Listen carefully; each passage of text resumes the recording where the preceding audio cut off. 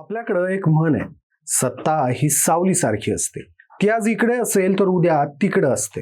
म्हणजेच एखादी गोष्ट तुमच्या हातात दीर्घकाळ असेल तर ती तुमचीच असेल असं नाही, आणि ती तुमच्या हातातून गेली म्हणजे ती कायमची तुमच्या हातातून गेली असाही याचा अर्थ होत नाही. याचा पुरेपूर प्रत्यय सध्या परभणी जिल्हा बँकेच्या निवडणुकीमुळे काल राज्याला पुन्हा एकदा आलाय.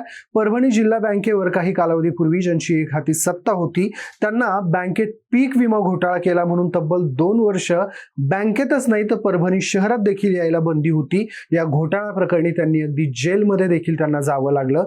ते राज्यमंत्री आणि परभणीच्या पालकमंत्री मेघना बोर्डीकर यांचे वडील रामप्रसाद बोर्डीकर आता पुन्हा एकदा दिमागात परभणी डीसीसी बँकेचे अध्यक्ष झालेत. बरं, ते फक्त अध्यक्ष झालेत असं नाही तर त्यांची एक कन्या भावना बोर्डीकर बँकेच्या संचालक मंडळावर निवडून आल्या. या विजयानं त्यांनी पुन्हा एकदा परभणीवर आपलीच सत्ता सिद्ध केली असं म्हणायला हरकत नाही.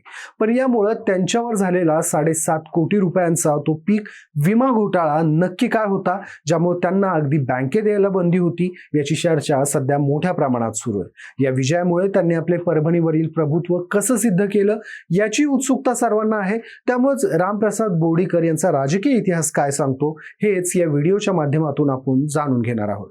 नमस्कार, मी Hiwarkar Shashikant. Cut to cut मध्ये तुमचं स्वागत आहे. रामप्रसाद बोर्डीकर, सिर्फ नाम ही काफी है असं म्हणायला हरकत नाही. कारण तब्बल 4 वेळा विधानसभेत आणि 1 वेळा विधान परिषदेचं सदस्यत्व भूषवलेल्या बोर्डीकरांची परभणी जिल्ह्याच्या राजकारणावर दीर्घकाळ मजबूत पकड राहिली होती. 1985 पासून जिंतूर पालिका, पंचायत समिती, बाजार समितीच्या माध्यमातून त्यांनी थेट मुंबई बाजार समितीचं सभापतीपद मिळवण्यापर्यंत मजल मारलेली. 1990 पासून काँग्रेसच्या तिकिटावर ते सातत्याने निवडून आले होते. 1999 मध्ये ते राष्ट्रवादी काँग्रेसमध्ये दाखल झाले, पण त्यानंतर झालेल्या निवडणुकीत त्यांना पराभव स्वीकारावा लागला. त्यानंतर लगेचच ते स्थानिक स्वराज्य संस्थेच्या परभणी हिंगोली मतदारसंघातून विधान परिषदेवर निवडून गेले. त्यानंतर पुन्हा एकदा काँग्रेसमध्ये दाखल झाले.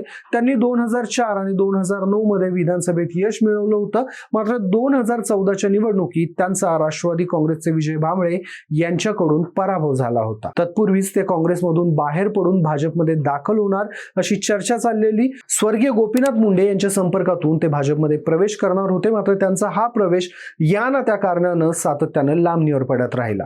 त्या दरम्यानच त्यांना विधानसभेतील पराभवापाठोपाठ जिंतूर आणि सेलू पालिकेच्या निवडणुकीसह पंचायत समिती, जिल्हा परिषदेच्या निवडणुकातही दारुण पराभवाला तोंड द्यायची वेळ आलेली. त्यांचे कट्टर राजकीय विरोधक भांबळे यांनी त्यांना जेरीस आणलं होतं. त्यानंतर त्यांना पुन्हा एकदा भाजप प्रवेशाचे वेध लागलेले.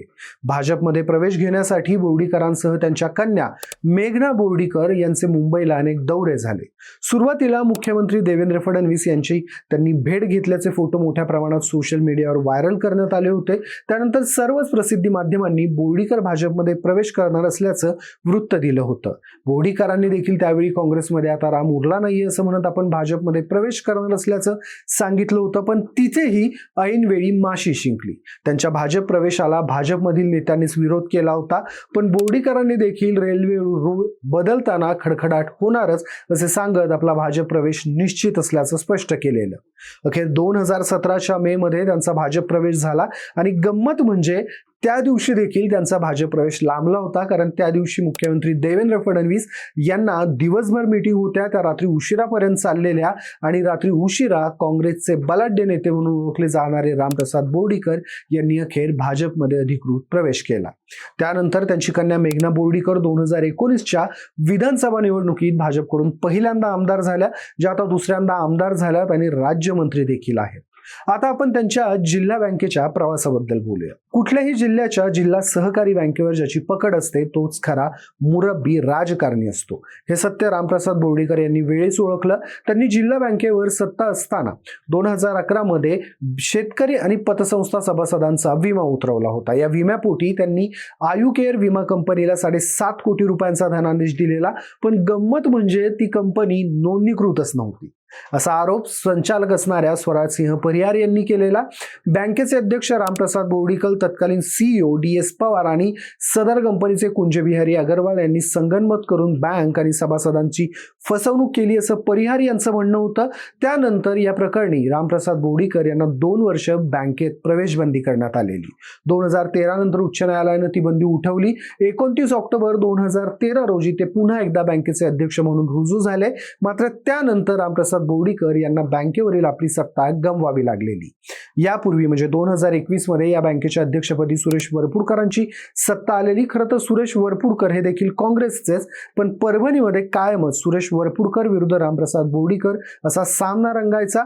जिल्हा बँकेच्या निवडणुकीतही हे दोन्ही धुरंधर एकमेकांच्या विरोधात असायचे.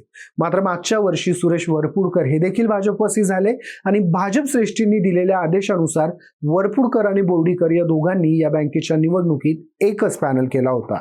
दोघांनी मिळून 21 पैकी तब्बल 17 जागांवर विजय मिळवला, तर 4 जागा विरोधी पक्षाला मिळाल्या. बँकेवर महायुतीचं पूर्ण बहुमत आलेलं. त्यानंतर सर्वांना वाटत होतं की अध्यक्षपद सुरेश वरपुडकरांकडे जाईल. मात्र मागील 2 दिवसांमध्ये भाजपच्या पक्षश्रेष्ठींकडे रामप्रसाद बोर्डीकर यांना जिल्हा बँकेचे अध्यक्ष करा असा सूर महायुतीच्या काही नेत्यांनी लावलेला, ज्यामध्ये पाथरीचे राष्ट्रवादी काँग्रेसचे आमदार राजेश विटेकर आणि गंगाखेडचे रत्नाकर गुट्टे यांनी हा आग्रह लावून धरल्याचं सांगितलं जात होतं. आणि त्यामुळेच रामप्रसाद बोर्डीकर यांच्या गळ्यात तब्बल 14 वर्षांनी DCC बँकेच्या अध्यक्षपदाची माळ पडली. यामुळे सुरेश वरपुडकर यांना मात्र मोठं नुकसान झाले असं म्हणावं लागेल. DCC बँक आपल्या ताब्यात राहावी यासाठीच ते काँग्रेस सोडून भाजपमध्ये त्यांनी प्रवेश केला असं बोललं जात होतं. त्यासाठी त्यांनी हिंगोली विधान परिषदेचा देखील आग्रह धरला नव्हता.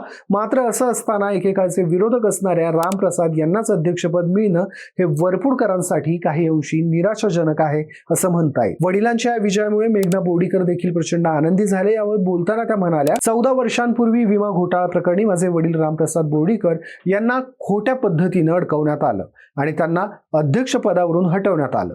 पण आजच्या या निवडीमुळे माझ्या वडिलांवर झालेले सर्व आरोप हे बिनबुडाचे आणि खोटं असल्याचं सिद्ध झालं. तुर्तास आपण इथेच थांबूयात. मात्र रामप्रसाद बोर्डीकर यांच्या सहकारी बँकेवर मिळवलेल्या विजयाबद्दल तुमची मतं काय आहेत मला कमेंट्समध्ये आवर्जून सांगा. हा व्हिडिओ जर तुम्हाला आवडला असेल तर या व्हिडिओला लाईक आणि शेअर करायला विसरू नका. आणि अशाच राजकीय घडामोडी जाणून घेण्यासाठी तुमच्या आवडत्या कट टू कटला सबस्क्राईब करायला विसरू नका. धन्यवाद.